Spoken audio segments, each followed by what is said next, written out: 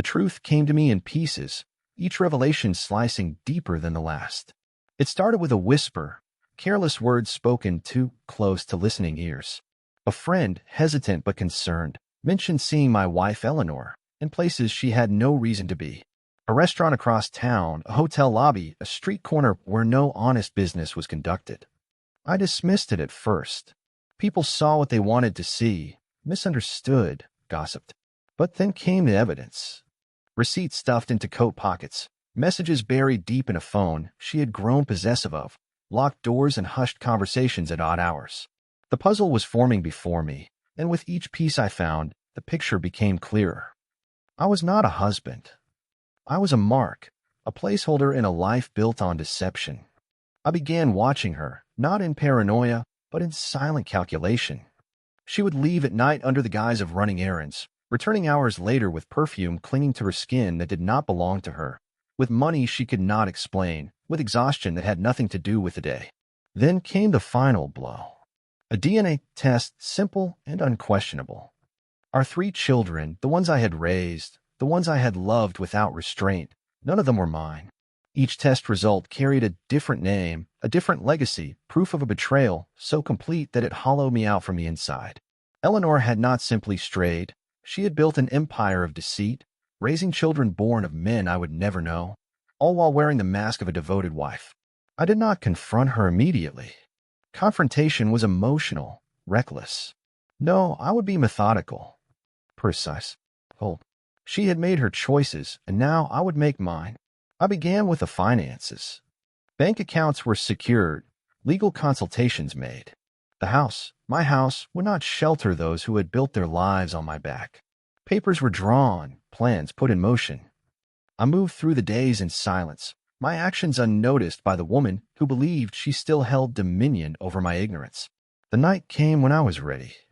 She returned home as she always did, slipping inside like a ghost in the dim light, her heels clicking against the hardwood floor. She did not expect the packed suitcases by the door. She did not expect the locks to be changed the moment she stepped outside. She did not expect the ruthless efficiency with which I erased her from my life. She begged. She cried. She tried to spin her lies into something softer, something forgivable. But I did not listen. I did not feel. As the door shut behind her, the world fell silent. And for the first time in years, I knew peace. Eleanor's screams echoed in the cold night air, raw with desperation. I stood on the other side of the door, unmoved. Her words had no weight, no meaning. She had exhausted every lie, every excuse, every ounce of sympathy she thought she could pull from me. But there was nothing left to give.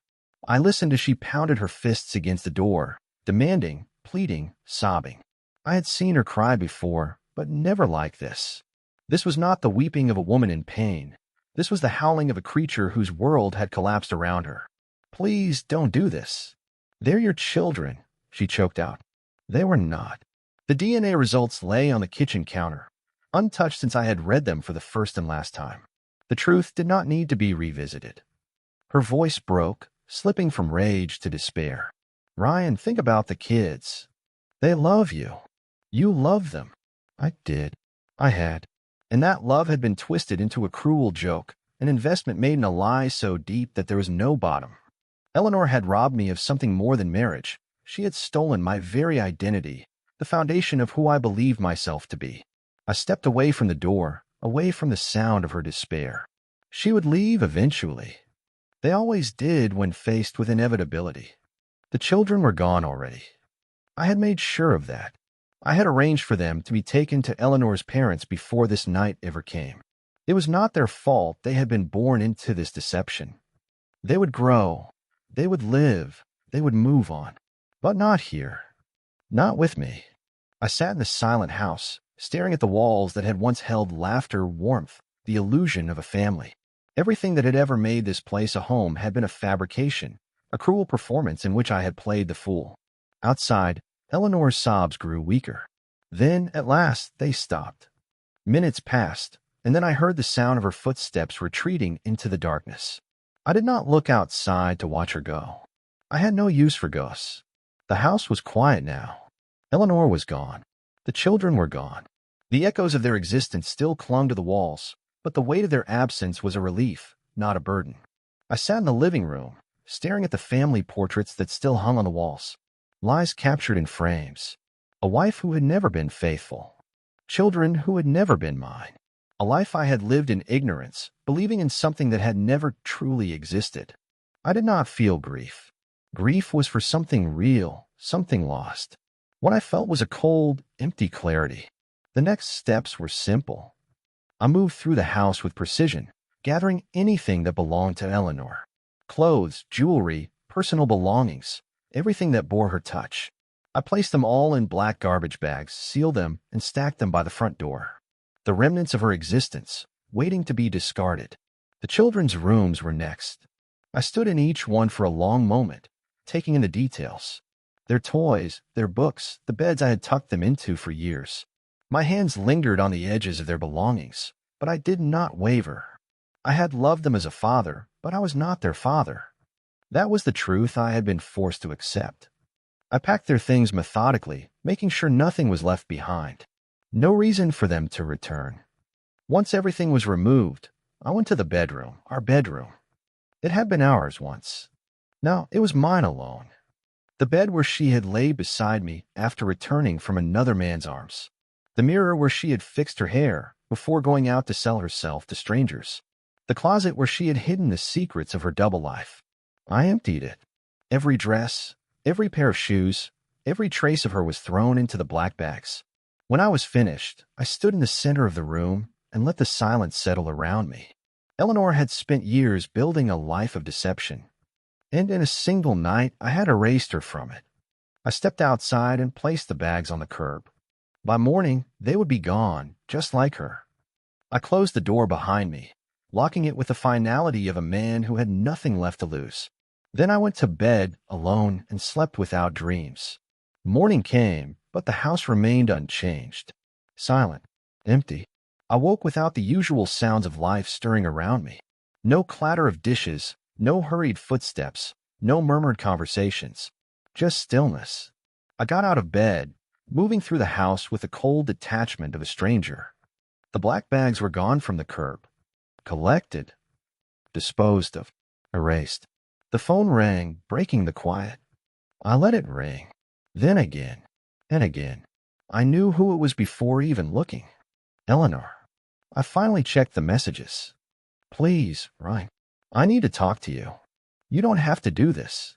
Let's figure something out. The kids are asking for you. They don't understand what's happening. At least talk to them. I deleted them without responding.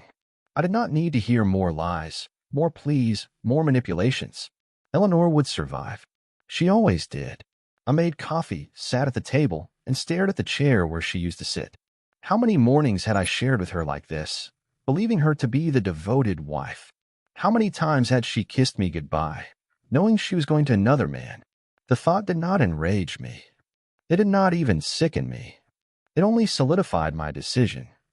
Eleanor had betrayed me in ways that went beyond infidelity. She had stolen years of my life, forced me to love children that weren't mine, built her existence on my trust. There was no place for her in my world anymore.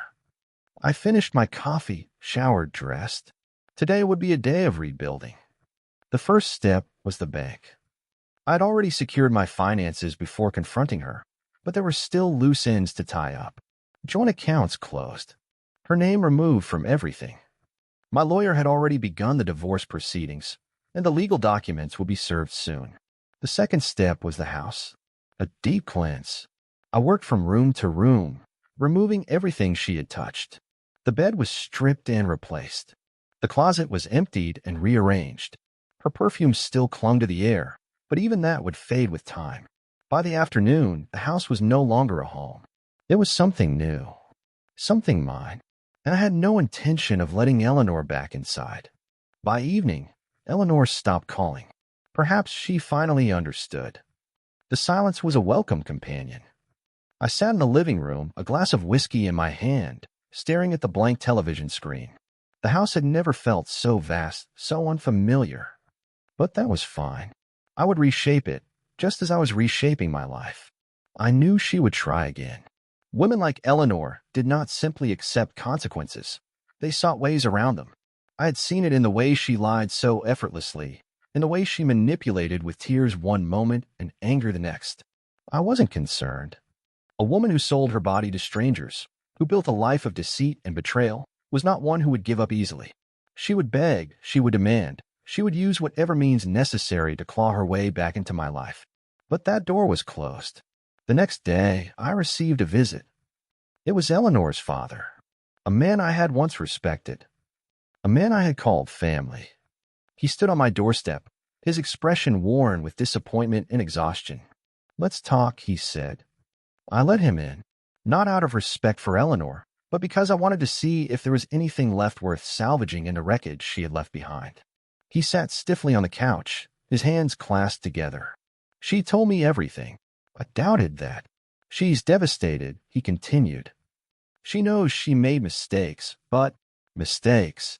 I interrupted. "That's what we're calling this." He sighed.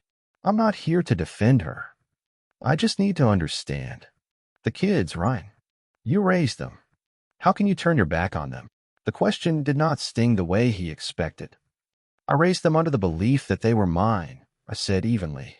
"That was a lie. And now I choose to remove myself from it. They love you. They love the idea of me." Eleanor's father shook his head, looking down at his hands. "This is going to destroy them." "No," I corrected. "This will destroy her. And that's why you're really here, isn't it? To beg on her behalf." His silence confirmed it. I stood, signaling the end of the conversation. Eleanor will find a way to survive. She always does. But she will not do it at my expense. He looked up at me, something unreadable in his gaze. "And what about you? Do you really think you'll come out of this hole?" I didn't answer.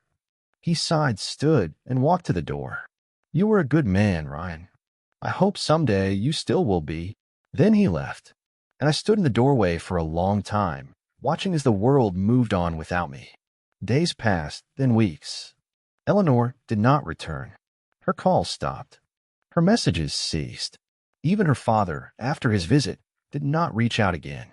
It was as if they had finally accepted the reality I had laid before them. Good.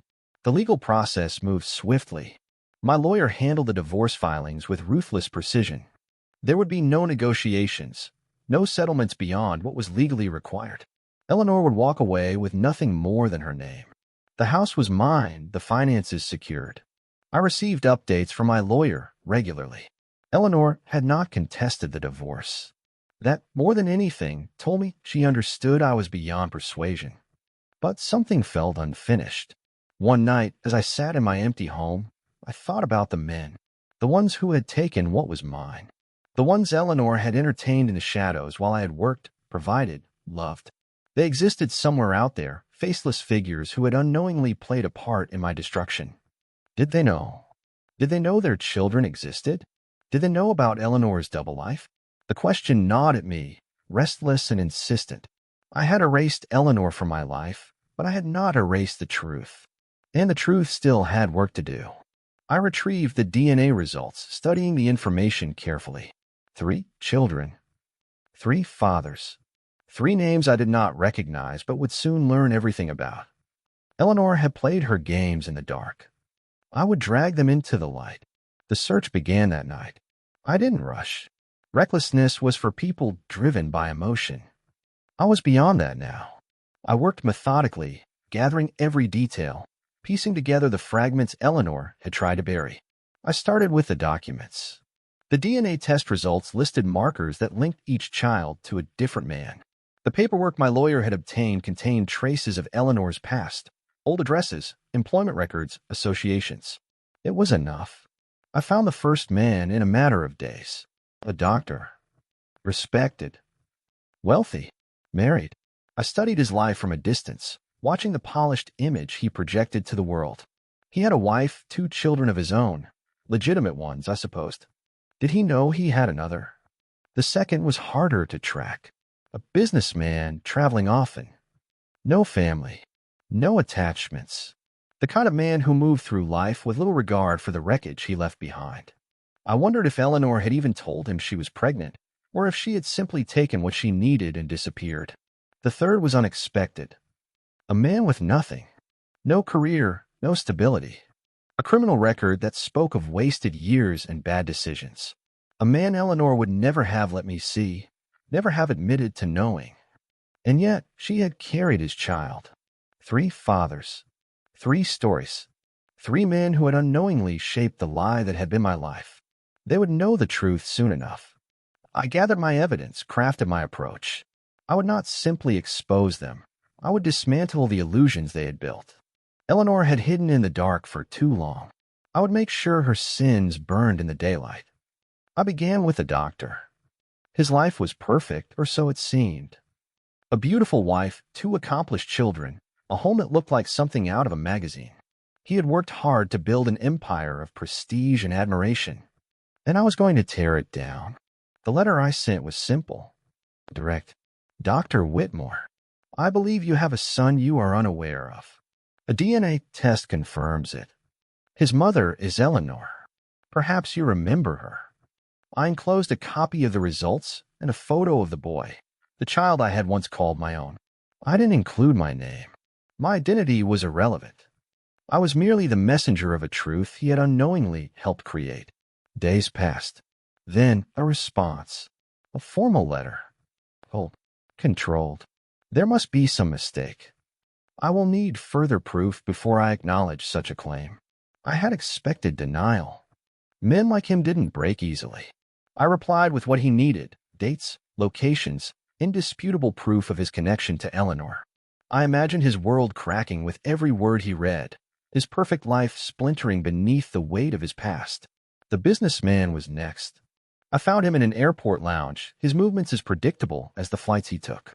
I approached him directly, sitting beside him as he checked his phone. "You have a daughter," I said without introduction. He glanced at me, irritated. "Excuse me?" With Eleanor, I continued. 14 years ago. She never told you. His face changed then, just for a second. Recognition. "I don't know what you're talking about," he muttered. I slid the envelope across the table. "You will." He hesitated, then picked it up. He didn't open it immediately, but I saw the way his fingers tightened around the edges. I stood. "She's not my daughter," I said, "but she is yours." Then I left. The third was the easiest. Men like him didn't have defenses. No reputation to protect, no wealth to lose. Just instinct, impulse, survival. I found him in a bar, exactly where I expected. "You have a son," I said, placing the DNA results in front of him. He frowned, staring at the paper. Then he laughed. "That woman was trouble," he said, shaking his head. "Guess I shouldn't be surprised." His reaction was the least satisfying. There was no shock, no panic. Just casual indifference. "Congratulations," I said, standing. "You've contributed more to this world than you thought." I left him there, drowning in his cheap whiskey, his own failure meaningless to him. 3 men now knew the truth. I had planted the seeds. Now I would watch them grow. The fallout came swiftly. The doctor was the first to break. His perfect life, his flawless reputation, shattered.